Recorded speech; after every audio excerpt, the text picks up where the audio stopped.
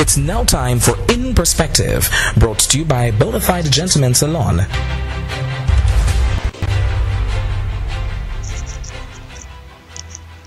Good afternoon to you again, listeners. I hope and trust you had a very good Independence Day, indeed a good Emancipation Day, and that you are feeling proud and free despite the many challenges. I commented to someone over the last week that people shouldn't be so quick to criticize the fact that we haven't really gotten, as far as we perhaps should be. And I think everybody accepts that as a country, we haven't lived up to the full potential of the independence dream. But I suspect and I think that it is still worth celebrating, because from where I sit, the concept of independence, the notion of independence, is that you have the right to get it wrong. So, at least, yes, we are proud and free to the extent that we have made a mess of it, if you believe that. But it is still important that, we govern our own selves. We are in control of our affairs. And I think that is something that is always worth celebrating, no matter what the economic or social realities may be.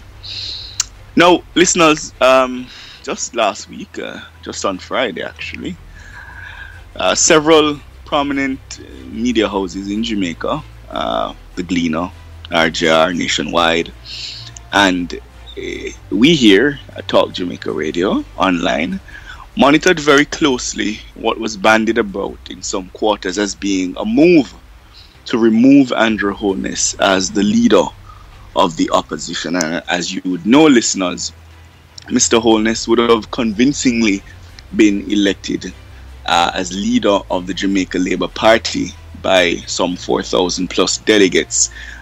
His actual total being 2,700 plus. But 4,000 delegates of that party participated in a leadership election, and the overwhelming majority chose him. However, rumblings came late last week that the parliamentary caucus may be having a meeting to consider Holness's fate. Now, the Constitution of Jamaica, of course, grants them that prerogative. It says that the Governor General, His Excellency, must appoint that person who is best able to command the majority, the confidence rather, of the majority of the members of the opposing party, the opposition. The Constitution refers to them as. Now, I thought about it over the weekend, and I wondered to myself, it's a quite curious thing, yes, that even though Mr. Holness, based on the polls we have seen by some of the most trusted pollsters, indeed one of the most trusted pollsters in Jamaica, he remains the most popular politician in the country. Yes, and I think it's a curious thing that a political party or members of a political party would be hell-bent on removing from leadership the most popular politician in the country. I think that's very strange. It's odd. Yes, and I wondered to myself, can we really, in all honesty and in all fairness, say that all the troubles of the Jamaica Labour Party are as a result of the leadership of Andrew Holness? And the answer that kept coming to mind is that it couldn't be. It would be impractical and illogical to make that conclusion. It would be even more impractical and illogical, as I said, to want to remove from leadership, from the helm, the gentleman who, by polling, by popular acclamation, is the most popular one among the lot. So then I wondered to myself, is the problem or the problems, the perceived problems in the Jamaica Labour Party, one of leadership? In other words, if Mr. Holness were removed, yes, could any one person, any other person, and you can have your pick of the lot, yes, Mr. Shaw, Dr. Baugh, Pernell Charles, Roger Spencer, Darrell Vass, Christopher Tuft, the whole gamut. You can run the gamut of all the popular faces in that political party. Could any one of them solve these problems? Again, the answer comes back as no. So doesn't it make more sense to my mind it certainly does, that one settles down, puts the personal differences, and at this point I believe it has to be a personal dislike of the gentleman. Why these rumors that there is still yet movements afoot to get rid of him? Because to be honest and to be frank, as a leader, he's not intolerable. Yes, I do not know that he has committed any grave sin such that it is imperative, important, necessary to bring the party to the brink of an abyss in order to remove him. I am not convinced of that. I do not see that. So it must be that Holness the man is disliked. And if that is so, then those who are seeking to remove him are petty. Let's draw a parallel to the People's National Party. It is true, public knowledge, that Mrs. Simpson-Miller is not generally perceived, yes, as the best choice to lead a political party, indeed to lead a country. But I think what those individuals in that party have realized is that we have to get beyond that. You have to get beyond the fact that you dislike, because she's at the helm. And whether you like it or not, the delegates have confirmed her not once but twice at the helm. Mr. Holness was confirmed by that very parliamentary caucus to lead, and then ratified by the delegates overwhelmingly, and then additionally by the polls. So then, if this is true, and we realize that by all indicators, as I said, the delegates, the caucus initially, and then a poll of the people of Jamaica, he remains and retains the confidence, what are we trying to do? What exactly are we trying to do? And to whose benefit would that rebound? Many Jamaicans may have already made up their minds about several long-standing members of the JLP, and this is another problem I'm having. If Mr. Holness were to be removed, likely it would be Mr. Shaw who replaces him. Yes? I think Jamaicans in their minds have cemented a view of Mr. Shaw. And ask yourselves, is that one of someone who should be Prime Minister?